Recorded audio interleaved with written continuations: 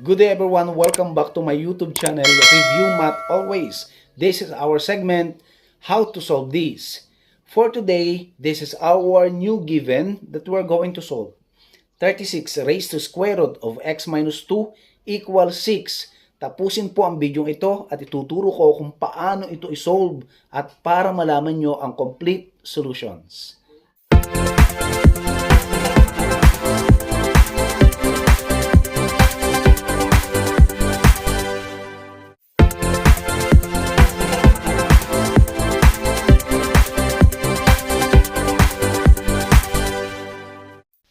How to solve this? Ito na nga yung ating given. 36 raised to x minus 2 equals 6. Paano nga ba natin ito sagutin? Okay, kailangan lang natin gawin ay i-balance yung ating base sa left and right side. Okay, now sa ating 36, paano natin hahabulin yung ating 6 base sa right side? Kailangan i-convert natin ito muna sa exponential form na 6 squared. Okay, and yung matitira naman sa kanan ay 6 raised to 1. Okay, gawin nga natin. This will become 6 squared. Then kinopya natin yung remaining exponent sa taas, square root of x minus 2, then equals 6 raised to 1. Pwede na ngayon natin cancelin ang ating base na 6.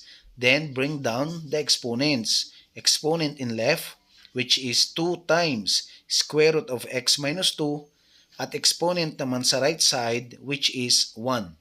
Kaya ang ating total expression ngayon, yung remaining expression, ay 2, the square root of x minus 2 equals 1. What is our next?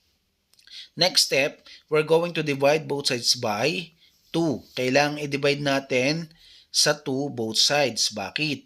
Dahil meron tayong numerical coefficient katabi nung ating square root of x minus 2. Gawin na natin. Ito na nga yung ating i-divide. Divide both sides by 2, yan, which is equivalent to 1, kaya pwede nang cancelin yon. Ang matitira na lang na expression sa left side ay square root of x minus 2 equals 1 half.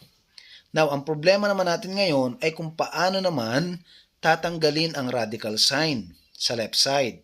Okay, ang gagawin naman natin, we're going to square it both sides. We're going to square both sides from the given square root of x minus 2 equals 1 half. Yan, in-square na nga natin both sides. Na kung saan ang magiging sagot natin, pwede nating ma-remove yung ating radical sign sa left. Ang matitira na lang ay yung radicand na x minus 2. Then equals 1 half squared. Ano ang magiging sagot doon?